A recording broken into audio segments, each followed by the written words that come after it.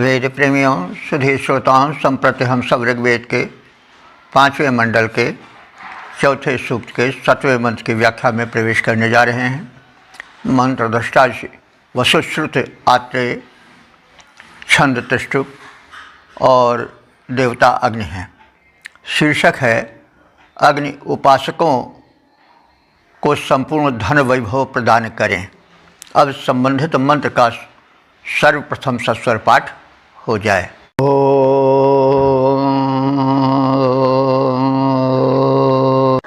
भजन्ते अग्न उक्थैर्विधेम भजं हव्यैः पावकभद्रशोचे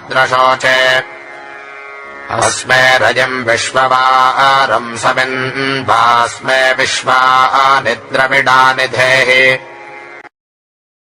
इस 7वें मंत्र में यह प्रार्थना है कि अग्निदेव हम उपासकों को धन वैभव दें और हमारी स्तुतियाँ श्रवण कर उन्हें स्वीकार करें।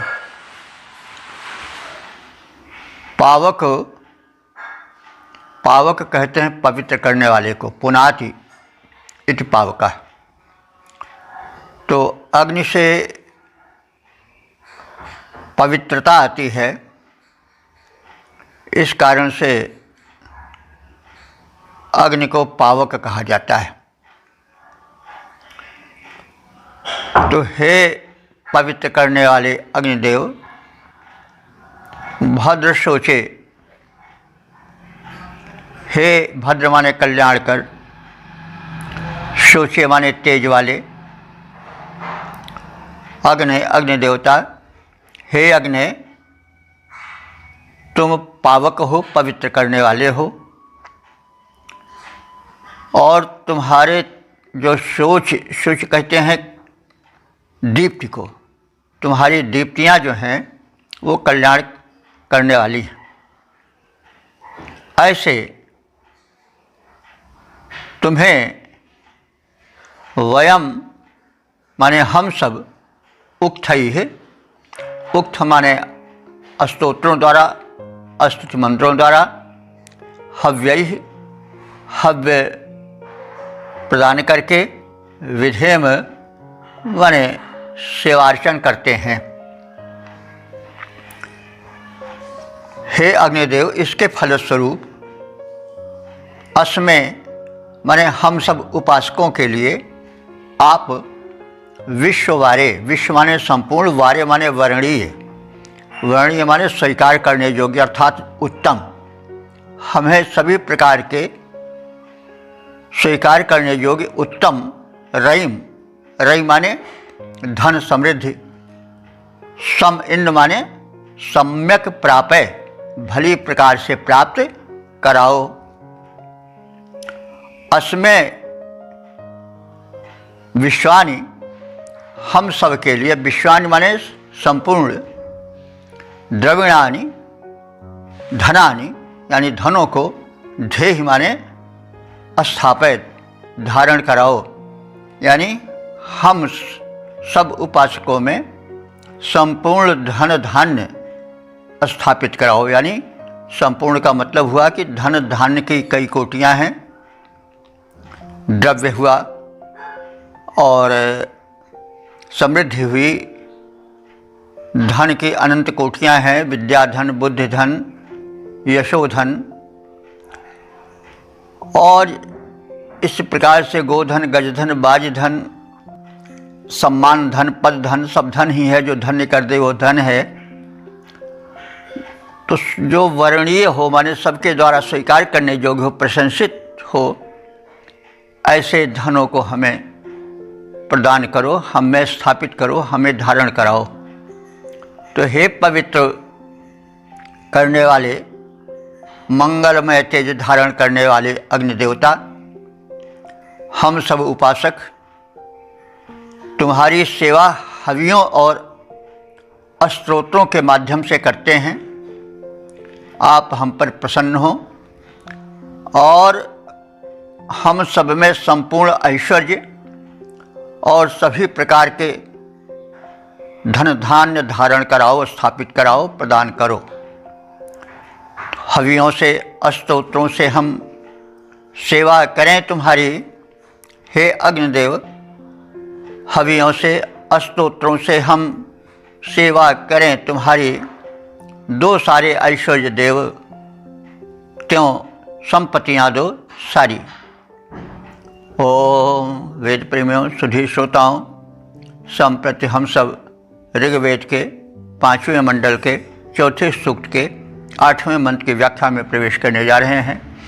मंत्र दृष्टादि वसुश्रुत आत्रेय हैं, छंद त्रिष्टुप और देवता अग्नि हैं। शीर्षक है अग्निदेव से सुरक्षा की प्रार्थना। अब संबंधित मंत्र का सर्वप्रथम सस्वर पाठ हो जाए।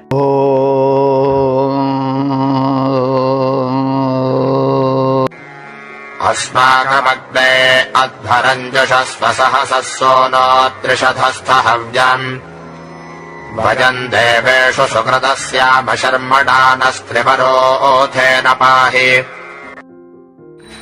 इस 8वें मंत्र में जो ऋषि है अथवा उपासक है, वह अग्निदेव से प्रार्थना कर रहा है कि हम जीवन में उत्तम कर्म करें, दिव्य शक्तियों के, देवों के अनुकूल आचरण करें और सुरक्षापूर्वक, सुखपूर्वक जीवन व्यतीत करें।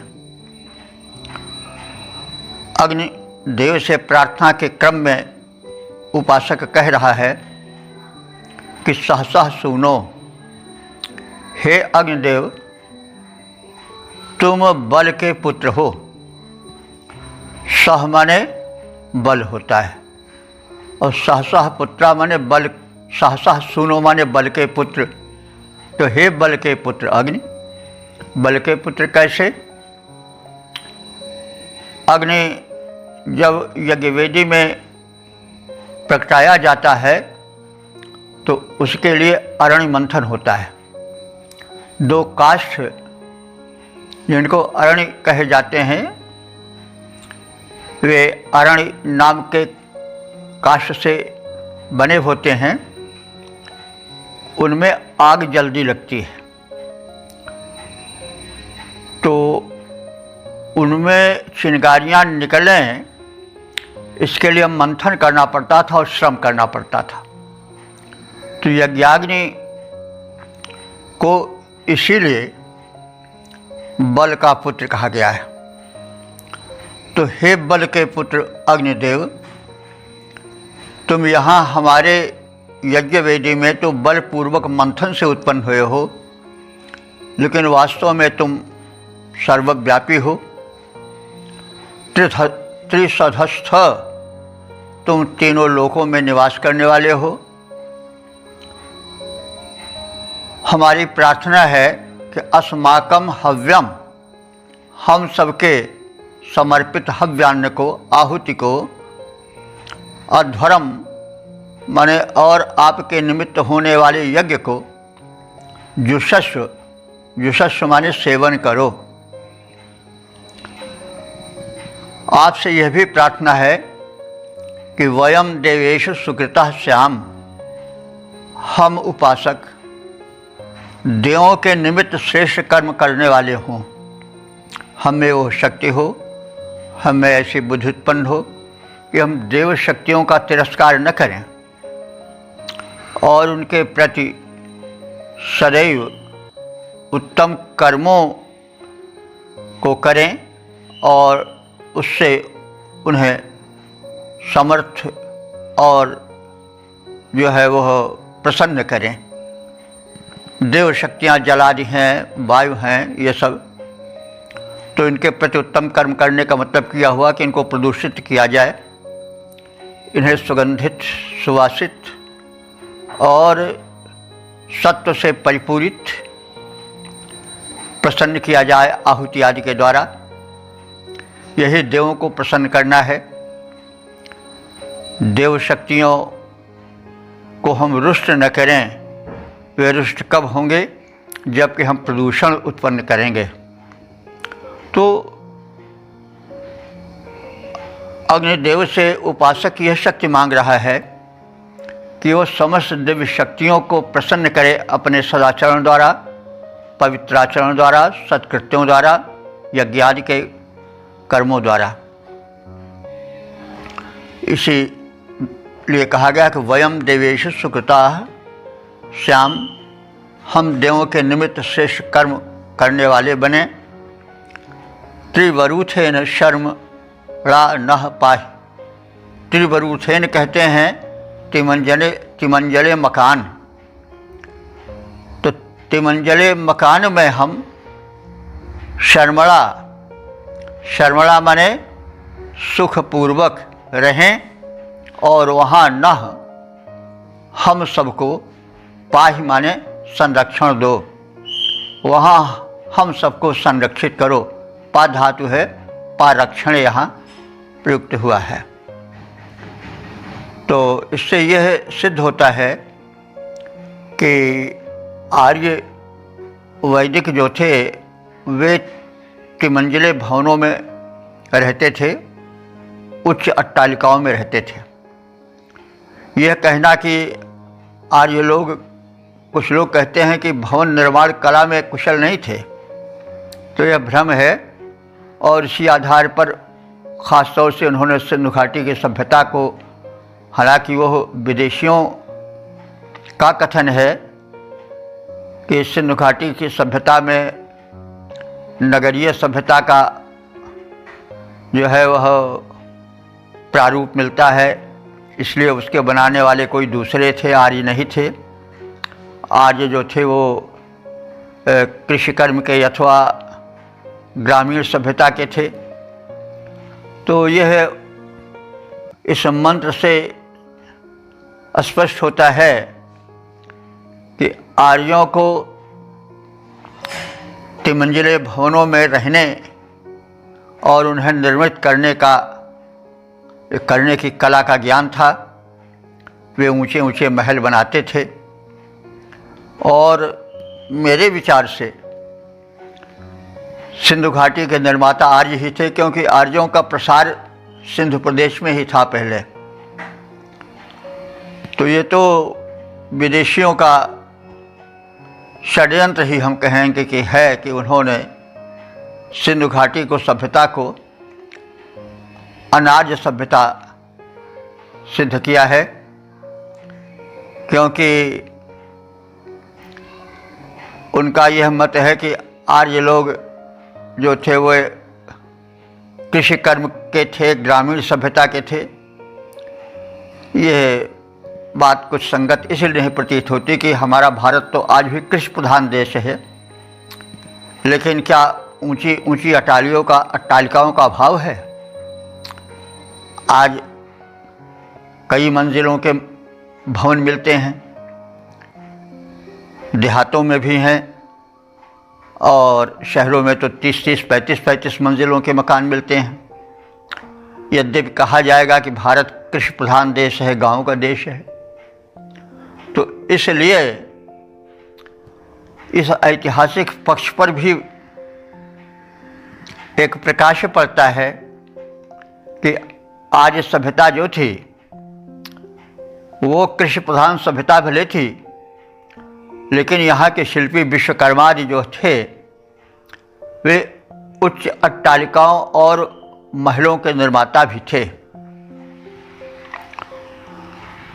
तो इस प्रकार से जो कहा गया है कि हम त्रिवरूथ यानी त्रिमंजिले मकान में सुखपूर्वक रहें और वहाँ हमारी रक्षा करो, सिद्ध होता है कि आज सभ्यता में ऊंचे ऊंचे भवनों को, महलों को निर्माण की कला का पूरा ज्ञान था। हे बल से उत्पन्न अग्निदेव, तुम तीनों लोकों में रहने वाले हो। हमारे यज्ञ और हव्यान्न का सेवन करो। हम देवों के निमित्त श्रेष्ठ कर्म करते रहें। देव शक्तियाँ हमसे कभी रुष्ट न हो। हे अग्निदेव हमारी रक्षा करो, हम 3 मंजिलों वाले महलों में सुरक्षित रह सकें। हे बल सुवन अग्नि, तीनों ही लोकों में है तेज।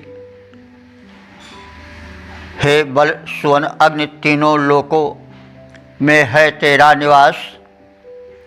यज्ञ और हव्यान्न हमारा सेवन करो सहित उल्लास। देवों के निमित्त हम उत्तम कर्म नित्य करते जाएं। रक्षा करो 3 मंजिल भवनों में सुख से रह पाएं। ओम वेद प्रेमियों, सुधी श्रोताओं, संप्रति हम सब ऋग्वेद के 5वें मंडल के 4थे सूक्त के 9वें मंत्र की व्याख्या में प्रवेश करने जा रहे हैं। मंत्र दृष्टाइश वसुश्रुत आत्रेय, छंद त्रिष्टुप और देवता अग्नि है। शीर्षक है संकटों से पार लगाने की अग्निदेव से प्रार्थना। अब संबंधित मंत्र का सर्वप्रथम सस्वर पाठ हो जाए।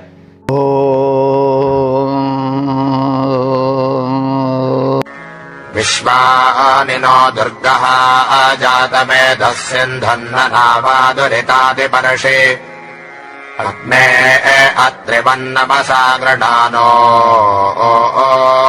अस्माकं बोध्यमिता धनो नाम।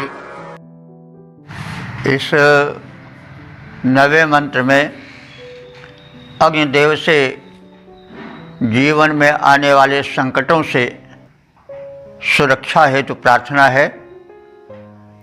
जीवन है, यहाँ सुख दुख का, हर्ष विषाद का और संकटों का सामना प्रत्येक को अपने अपने क्षेत्र में करना ही पड़ता है।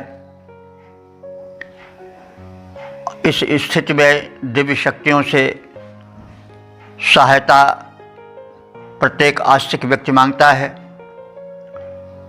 तो जो देवता अग्नि हैं, जो जात वेद हैं, सर्वज्ञ हैं, उनसे ऋषि प्रार्थना कर रहा है कि हे जात वेद अग्ने।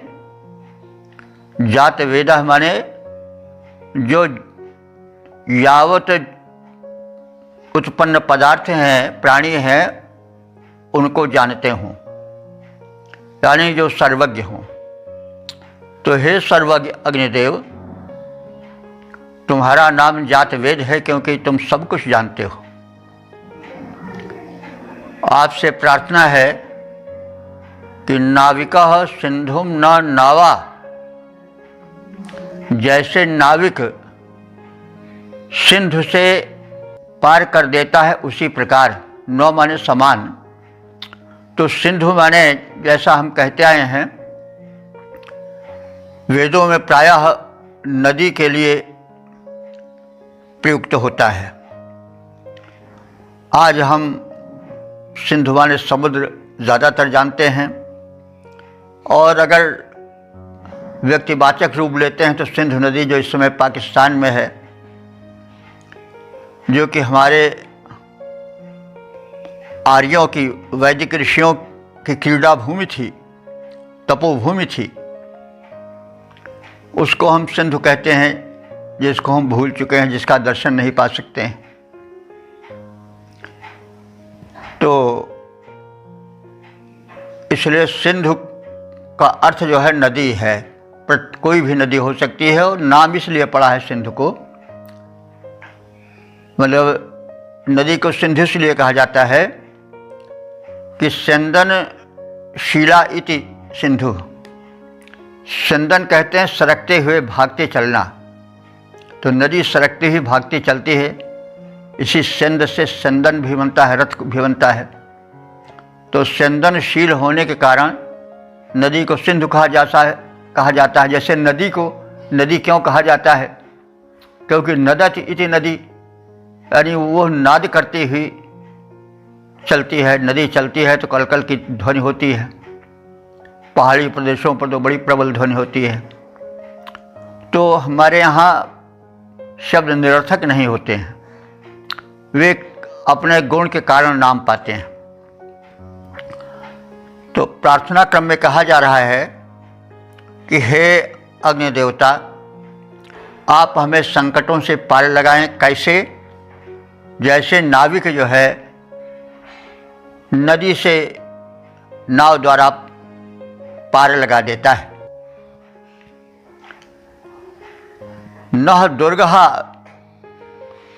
नह माने हम सबको, दुर्गहा माने दुर्गम परिस्थितियों से, और विश्वानि दुरिता,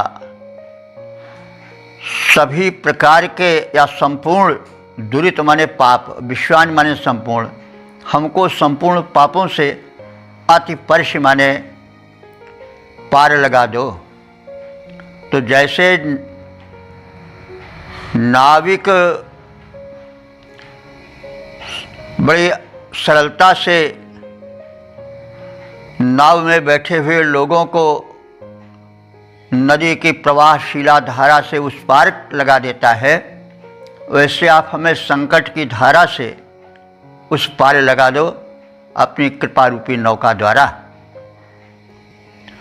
और हम कठिनता से पार हो जाएं। अत्रिवत नमसा गृणाना, हम आपकी गृणाना हमारे स्तुति करते हुए, गृणति मैंने स्तुति करना, तो गृणान हमारे स्तुति करते हुए हम सब आपकी स्तुति कर रहे हैं। कैसे? अत्रिवत, अत्रि ऋषि हैं। तो यह मंडल, जैसे आप सब जान चुके हैं कि यह आत्रेय मंडल है, तो अत्रि इस मंडल के प्रमुख ऋषि हैं, और उन्हीं के खानदान वाले, वंश वाले जो हैं मंत्रदृष्टा हैं। तो वे जो एक हमारे यहाँ प्रत्यय लगता है अपत्य वाला, संतानार्थक, उसी से आत्रेय बन जाता है। तो ये जो इस मंत्र के दृष्टा ऋषि हैं वसुश्रुत है, वसुश्रुत तो उनका नाम है, लेकिन वे अत्रि के वंशज हैं, इसलिए उनको आत्रेय कहा गया है। तो अपने वंशज अत्रि ऋषि की त्याग, तपस्या और उनकी महत्ता का स्मरण करते हुए कह रहे हैं कि जैसे आपने हमारे पूर्वज अत्रि के नमन को, स्तुतियों को स्वीकार किया है, वैसे हम सब गृणाना माने स्तुति कर रहे हैं हे अग्निदेव आपकी, और हमारे पूर्वज अत्रि के समान ही आप हमारी स्तुतियाँ स्वीकार करो। अस्माकं तनूनाम अविता, आप जो हैं अस्माकं तनूनाम माने हम सब आराधकों के शरीरों के, अविता माने रक्षण करने वाले हो। बोध, बोध माने जानो, इस तथ्य को विधिवत जानो, इसलिए हमारी रक्षा का व्रत ठानो, हमें सुरक्षित जीवन व्यतीत करने का सुअवसर प्रदान करो, ऐसी परिस्थितियां बनाओ कि हमारा जीवन सुरक्षित चल सके। तो हे सर्वत्र व्यापक सर्वज्ञ अग्निदेव, जैसे नाविक नाव के द्वारा लोगों को नदी के पार सरलता से उतार देता है, वैसे ही हमें आप सभी संकटों से उस पार कर दें, उनसे संरक्षण प्रदान करें। अत्र के समान हम स्तोत्रों से तुम्हारी स्तुति करने वाले तुम्हारे उपासक हैं। तुम हमारे शरीरों के रक्षक बन जाओ और हमारे शरीरों के रक्षक हो, हमें शरीर से स्वास्थ्य प्रदान करने वाले हो, शरीरों से हमारे शरीरों में शक्ति का संचार करने वाले हो। हे अग्नि देवता, इस तथ्य का सदैव स्मरण रखो।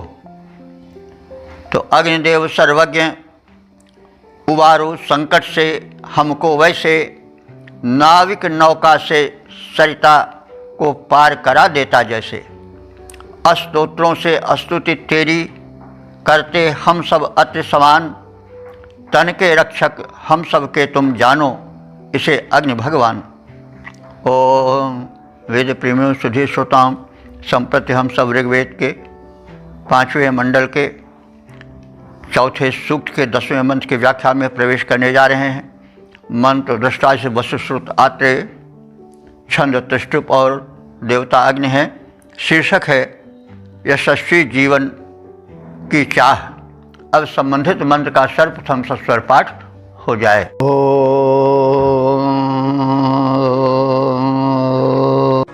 यस्वा हृदा केरणामन्यमानो मर्त्यं मर्त्योजो हवेमे जातवेदो जशो अस्मासु धेहि प्रजाभिरग्ने अमृतत्वमस्याम्।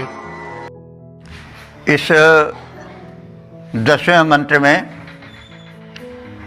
अग्निदेव से यश और अमरत्व हेतु प्रार्थना है।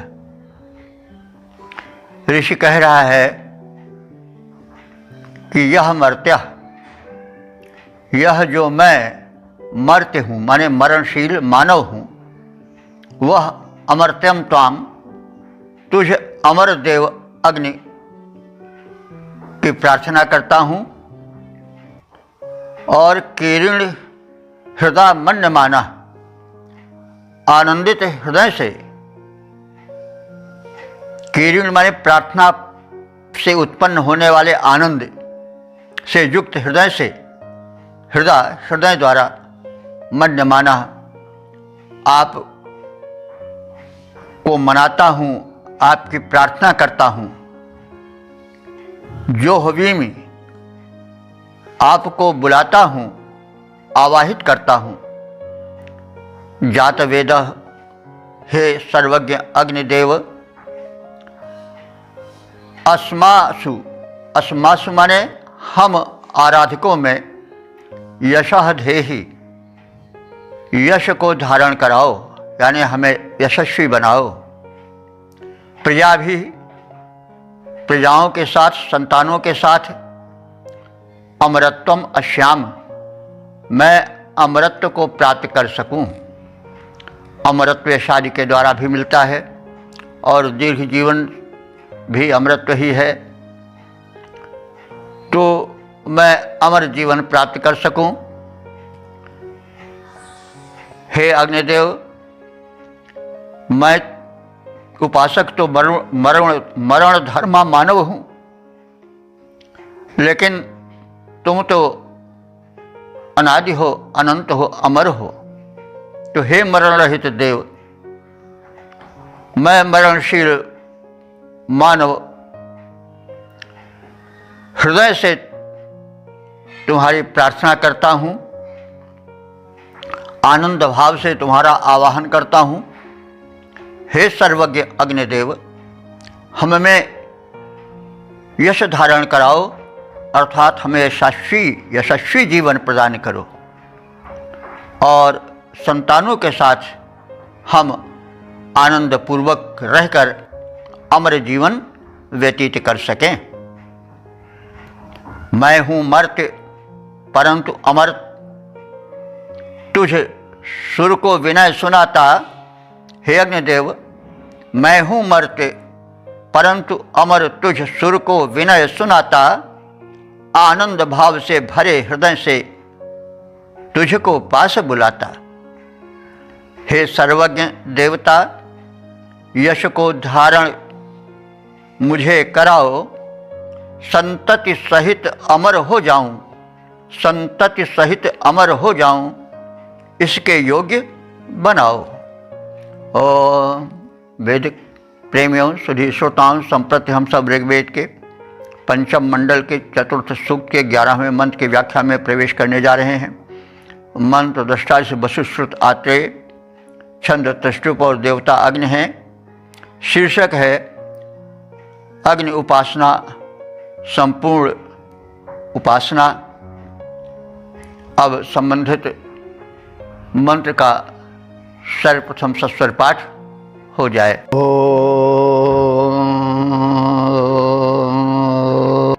यस्मै त्वं सुकृते जातवेद उलोकमग्ने कृणवस्योनम् अश्विनं सपुत्रिणं वीरवन्तं गोमन्तं रजिन्नशते स्वस्ति। इस 11वें मंत्र में ऋषि यह बताना चाहता है कि अग्निदेव की उपासना, उनकी कृपा समस्त सुखों का, सौभाग्य का और संरक्षण का तथा समस्त अनुदानों का मूल कारण है। जिस पर अग्निदेव प्रसन्न हो जाते हैं वह सुखी समृद्ध संपन्न जीवन बिताता ही है। वही भाव है, जा पर कृपा राम की हुई, ता पर कृपा करे सब कोई। तो वही भाव वही है। माध्यम तो देवता बनते हैं, दिव्य शक्तियाँ वही हैं, लेकिन समय के प्रवाह में नाम बदल जाता है, लेकिन रूप तो वही रहता है। इस विषय में कथित भी है, स्थान स्थान पर सभी लोगों ने अपने अपने ढंग से कहा है कि जिस पर भगवान कृपा करते हैं उस पर सभी कृपा करते हैं। तो भगवान के नाम अलग हैं, कभी उसको विधाता कह दिया जाता है। भरद्वाज सुन जाहि पर हो विधाता बाम, ताहि जनक जम ताहि मातु समन सम, ताहि ब्याज समदाम। हे भरद्वाज सुनो, जिस पर विधाता बाम हो जाते हैं यानी जिसके ऊपर रूठ जाते हैं, उसके लिए माता जो कि सबसे हितैषी मानी जाती है वो मृत्यु बन जाती है। मातु समन सम, और जनक जम पिता उसके लिए जमराज बन जाता है। और दाम माने रस्सी, उसके लिए ब्याल माने सांप बन जाती है। लेकिन जिन पर कृपा करते हैं उसके लिए जो है वो सारी कठिनाइयाँ छूमंतर हो जाती हैं। तो जिस पर भगवान की कृपा होती है वह सब कुछ प्राप्त कर लेता है, सारे संकट उससे दूर हो जाते हैं। यहाँ यही बात अग्नि से संदर्भित करके कही जा रही है। तो जा पर कृपा राम की हुई, ता पर कृपा करें सब कोई। तो अग्नि के अनुकूल होने पर सभी अनुकूल हो जाता है। और वैसे भाई अन्य देवता तो अदृश्य हैं, लेकिन अग्नि देवता तो प्रकट देवता है। अग्नि देवता ही का रूप सूर्य है, अग्नि देवता का ही रूप बिजली है, अग्नि देवता का ही रूप हमारे शरीर में जठराग्नि बनकर बैठा है, नेत्रों में अग्नि बनकर बैठा है, जीवन बनकर बैठा है। तो अग्नि के तो अनंत उपकार हैं। अगर अग्नि रूठ जाते हैं तो फिर जठराग्नि खराब गई, भोजन नहीं पचता है, जीवन ठंडा पड़ जाता है, शक्तिहीन हो जाता है। तो कहने का मतलब अग्नि देव तो साक्षात देवता हैं, उनकी कृपा हम सब देख ही रहे हैं। इसलिए हम अग्नि की तो भक्ति अवश्य करें, प्रार्थना ही नहीं, अग्नि को हम प्रसन्न करने के लिए जीवन अग्नि के अनुकूल बनावें। वे पदार्थ खाएं जो हमारे शरीर में अग्नि को तीव्र करे, जठराग्नि को क्षीण न होने दे, सुपाच्य हो। इसी तरह से हम आसन व्यायाम आदि के द्वारा, प्राणायाम आदि के द्वारा अपने शरीर में अग्नि तत्व को जागृत रखें, ताकि शरीर जल्दी से क्षीण और शक्तिहीन न हो। इसी प्रकार से प्रत्येक क्षेत्र में हम अग्नि तत्व को बढ़ावें। आजकल देखिए अग्नि तत्व तमाम देशों में, अमेरिका आदि में नहीं पहुंच रहा है। बर्फ़ ही बर्फ़ जमी है, लोग उसी बर्फ़ में जमे जा रहे हैं। तो वहाँ पर अग्नि तत्व सम्यक रूपेण नहीं पहुँच रहा है, तभी तो यह दशा है। तो अग्नि तो साक्षात देवता हैं, हमें प्रचुर मात्रा में मिलते हैं। हम इसलिए उसका अनुभवन जैसा करना चाहिए वैसा नहीं करते हैं, हम बहुत उसको हल्के से लेते हैं। लेकिन वास्तव में अग्नि ही जीवन है। अग्नि न रह जाए तो संसार बिल्कुल निष्प्राण हो जाएगा और जीवन दुर्लभ हो जाएगा, कठिन हो जाएगा। तो हम वैदिक मान्यता पर ध्यान दें और अग्नि तत्व को सदैव सजग रखें। बिजली चली जाती है कितना कष्ट होता है, वो भी तो अग्नि ही का रूप है। तो हम अग्नि की महत्ता को समझें, उसका दुरुपयोग न करें। जात वेद, हे सर्वज्ञ अग्निदेव, तुम यस्मै सुकृते, जिस सुकृति यानी श्रेष्ठ कर्म करने वाले आराधक के प्रति कृपालु होते हो, लोकम स्योनम कृण्वः, उसके लिए तुम सारा संसार सुखमय कर देते हो। सह माने वह, तुम्हारी कृपा कटाक्ष को पाने वाला उपासक, अश्विनम पुत्रिणम वीरवंतम, वो अश्विन माने घोड़ों वाला हो जाता है, यानी तमाम उसके घोड़े बंध जाते हैं, घोड़ों से वो समृद्धि प्राप्त करता है। उस युग में अश्वधन बहुत बड़ा धन था। पुत्रिणम, वह व्यक्ति पुत्र पौत्रों से समृद्ध हो जाता है। और वीरवंतम, उसके संतानें परम वीर बन जाती हैं। और गोमंतम, वो गायों से, गोधन से युक्त हो जाता है। स्वस्तिम, वह कल्याण को प्राप्त करता है। रईम, रई माने धन को प्राप्त करता है। नशते, वही नशते यहाँ प्राप्ति करने के अर्थ में है। नशते माने प्राप्त करता है, नाश से नहीं संबंध है। नश धातु यहाँ पर प्राप्ति के अर्थ में है। तो धातुएं इसीलिए वेदार्थ कठिन हो जाता है कि देखने में तो वे आज के भाषा से विपरीत दिखाई पड़ती हैं, लेकिन वे जो हैं वे अर्थ अपना जैसा देती हैं, मूल का अर्थ वही है। तो गोमंतम स्वस्तिम रईम नशते, वह व्यक्ति गायों वाला हो जाता है, कल्याण से युक्त हो जाता है। और रईम नशते माने रईम ऐश्वर्यम प्राप्नोति।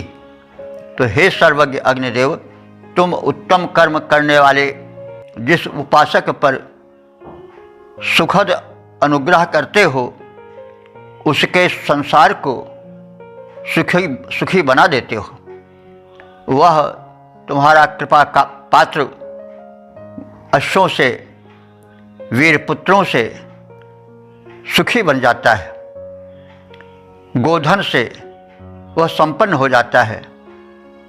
और मंगलप्रद धनेश्वर्य उसके भवन को जगमगा देता है। हे सर्वज्ञ देव, तुम जिस सुकृति पर दया दिखाते हो, हे सर्वज्ञ देव, तुम जिस सुकृति पर दया दिखाते हो, सब प्रकार से सुखी, सब प्रकार से सुखकारी उसका संसार बनाते हो। वह घोड़ों गायों को पाता है, सुवीर संतान मंगलकारी धनैश्वर्य से भर जाता है भवन महान। इस प्रकार से हमने इस समापन वाले 11वें मंत्र का संक्षिप्त शब्दार्थ, भावार्थ, छंदोबद्ध रूपांतरण आदि से परिचय प्राप्त किया। अब हम इस ऋग्वेद के 5वें मंडल के चौथे सूक्त के विषय में जान लें।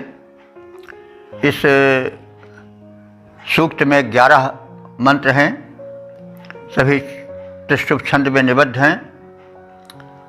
सबके जो हैं वह मंत्र दृष्टा ऋषि हैं, वसुश्रुत आत्रेय, देवता अग्नि हैं। और ये सभी मंत्र व्याख्यायित हो चुके हैं।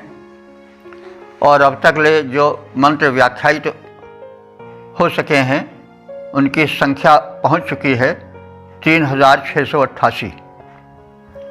तो अब हम संबंधित सूक्त के संक्षिप्त भाव को जान लें, सारांश जान लें। बल प्राप्ति और शत्रुओं पर विजय की प्रार्थना पहले मंत्र में की गई है। धन और यश हेतु प्रार्थनाएं हैं आगे के मंत्रों में।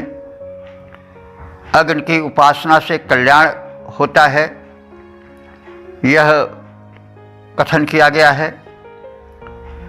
अग्नि यज्ञ में दिव्य शक्तियों का आवाहन करते हैं और दिव्य शक्तियों की कृपा प्राप्त होती है, क्योंकि जब तक देव शक्ति नहीं मिलती है तब तक मनुष्य का पुरुषार्थ बौना पड़ा रहता है, क्षीण पड़ा या सुप्त पड़ा रहता है। वही मनुष्य है जब देव शक्तियाँ अनुकूल हो जाती हैं तो समर्थ विजयी विनयी हो जाता है, नहीं तो वही पुरुष शक्तिहीन निर्बल हो जाता है। प्रसिद्ध है कि पुरुष हो तो बलवान नहीं, समय हो तो बलवान। वही समय देव शक्तियाँ हैं। और भिल्लन लूट की गोपिका सोई अर्जुन सोईबान, जब द्वारिका से कृष्ण लौट रहे थे गोपियों को लेकर के, यहाँ हस्तिनापुर अथवा इंद्रप्रस्थ, अब तो जब विजय हो गई थी तो पांडवों का ही पूरा साम्राज्य हो गया था। तो कृष्ण परलोक गमन के पहले यह अर्जुन से कहे थे कि कुछ दिन में समुद्र जो है वो द्वारिका को डुबो देगा, इसलिए तुम यहाँ की जो गोपियाँ हैं, जो उनकी रानियाँ हैं, जो स्त्रियाँ हैं, उनको सुरक्षित अपने यहाँ आश्रय दें। तो इस आदेश को मान करके अर्जुन गोपिकाओं के साथ इंद्रप्रस्थ आ रहे थे, लेकिन रास्ते में राजस्थान के कुछ भीलों ने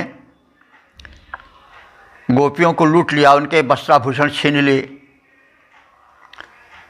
अर्जुन उनका कुछ न बिगाड़ सके, उनके पास वही गांडीव था, वही बाण थे। तो इसी विषय को लेकर यह बात कही गई है। भागवत में इसका विशेष वर्णन है। जब देखते हैं युधिष्ठिर कि अर्जुन मुँह लटकाए चले आ रहे हैं द्वारका से, तो पूछते हैं कि भाई यह क्या हो गया। तो उसमें यह वृत्तांत चलता है। तो कहने का यह मतलब है कि समय बड़ा प्रबल होता है। मनुष्य देव शक्तियों के अनुकूल रहने पर ही विजयी विनयी गुणसागर हो पाता है। वही मनुष्य सोना बन जाता है, वही मनुष्य मिट्टी बन जाता है, वही मनुष्य समर्थ बन जाता है, वही मनुष्य बिल्कुल असमर्थ बन जाता है। इसको हम देखते हैं, अपने जीवन में भी देखते हैं और इतिहास में तो है ही। तो कहने की मतलब देव कृपा बड़ी आवश्यक है। इसी से मानना पड़ता है कि दिव्य शक्तियाँ हैं। अगर न होती, कोई ऊपर से कोई ऐसी बात, कोई ऐसा चक्र न चलता, तो फिर कोई व्यक्ति क्यों बहुत शक्तिशाली, बुद्धिमान, सफल योद्धा, शासक बन जाता है और कोई फिर दो कौड़ी का हो जाता है, वही व्यक्ति बिल्कुल अशक्त हो जाता है। तो अब यहाँ पर कार्य और कारण का संबंध नहीं बैठ रहा है, और इसीलिए लोगों को मानना पड़ा कि मनुष्य के पीछे कुछ दैवी शक्तियाँ भी होती हैं जिससे कि उसका जीवन प्रभावित होता है। कुछ लोगों ने ग्रह नक्षत्रों में देखा, ज्योतिषाद में देखा कि जो आकाश से, अंतरिक्ष से, ग्रह नक्षत्रों से शक्तियाँ प्राप्त होती हैं, वे किन्हीं क्षणों में अनुकूल रहती हैं, किन्हीं क्षणों में प्रतिकूल हो जाती हैं। भाई धरती तो वही है, लेकिन सूर्य की किरणें जब पड़ती हैं तब प्रकाश हो जाता है, सूर्य की किरणें चली जाती हैं तो अंधकार हो जाता है। तो कोई कार्य बिना कारण के नहीं होता है। प्रत्येक कार्य के पीछे कोई न कोई कारण रहता है। हम न समझ पाएँ, यह बात अलग है। तो कहने का मतलब ये है कि कोई कारण तो ज़रूर है, व्यक्ति वही है, लेकिन उसके मान में, सम्मान में, मर्यादा में, बुद्धि में, बल में, वैभव में बड़ा अंतर आ जाता है। तो वही इस समस्या को तरह तरह से सोचा विचारा गया है। कभी भाग्य पर, कभी नक्षत्र पर, कभी भगवान पर, कभी देव पर यह बात कही जाती है, और लगभग सभी धर्मों में है। तो और विचार करने पर सत्य भी प्रतीत होता है कि मनुष्य का जीवन कहीं न कहीं किसी गुप्त शक्ति से भी संचालित होता है। तो वही अनुभव यहाँ भी झांकता प्रतीत होता है कि अग्निदेव जब कृपा करते हैं, अनुकूल रहते हैं, तो व्यक्ति का जीवन उत्कर्षपूर्ण और सुखपूर्ण होता है। इसलिए उस देव शक्ति के आगे व्यक्ति को झुकना पड़ता है, प्रार्थना करना पड़ता है। और वही बात इस सूक्त में भी है, लगभग सभी सूक्तों में यही है। दिव्य शक्तियों से प्रार्थना की गई है। अग्नि की तो यहाँ प्रार्थना ही की ही गई है, साथ साथ अन्य देव भी अनुकूल रहें, इसकी भी प्रार्थना है। जीवन एक युद्ध है, उसमें संरक्षण की प्रार्थना अग्नि से की गई है, क्योंकि मनुष्य केवल अपने ही बल से महान नहीं बन पाता है, विजय नहीं पाता। उसके लिए अदृश्य शक्ति की भी अनुकूलता की आवश्यकता होती है। अग्नि उपासना से संपूर्ण धन, वैभव, बल मिलता है। ये इसका हम जो आध्यात्मिक या आधि दैविक रूप है उसको तो बता ही चुके हैं, और प्रत्यक्ष जो भौतिक रूप है वो भी है। भाई अग्नि को हम अगर सुरक्षित रखेंगे तो हमारा जीवन सुरक्षित रहेगा। अग्नि ही शक्ति का पर्याय है, तो अग्नि को हमको हर तरह से सुरक्षित रखना चाहिए। अग्नि ही जो है हमको प्रकाश देता है, अग्नि ही ताप देता है, अग्नि ही जीवन का संरक्षक तत्व है। ये ऋग्वेद के प्रमुख देव हैं। इंद्र के बाद जो दूसरा स्थान वैदिक ऋषियों ने दिया है वो अग्नि को ही दिया है, और बड़े सोच विचार के बाद है। हम गंभीरता से सोचें तो अग्नि की महत्ता कि हम आगे नतमस्तक हो जाएंगे, इसमें दो मत नहीं है। तो अग्नि से धन, धान्य, वैभव, सुख, स्वास्थ्य की प्रार्थना की गई है सूक्त में। और यह विनत भाव से कहा गया है कि हमारे यज्ञ को, हमारे शुभ कर्म को अग्निदेव स्वीकार करें और हमें सर्वरूपेण सुखी समृद्ध बनावें, सुरक्षित बनावें। आद्यादि भावनाएं इस सूक्त में कथित हैं। तो हम वेद मंत्र से अवगत हों, उसके अर्थ और आशय को समझें, तदनुकूल जीवन बितावें, वेद के प्रचार प्रसार में अपने जीवन को लगावें। क्योंकि मनुष्य का जीवन केवल आहार, निद्रा, भय, मैथुन तक ही पशुवत नहीं है, वरन परमात्मा उससे कुछ और आशा करता है। इसलिए वह अपने साथ साथ सामाजिक दायित्व को भी उसको निर्वाह करना चाहिए।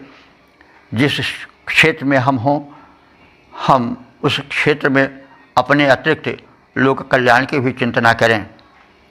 ओम सर्वे भवन्तु सुखिनः, सर्वे सन्तु निरामयाः, सर्वे भद्राणि पश्यन्तु, मा कश्चित् दुःख भाग् भवेत्। ओम।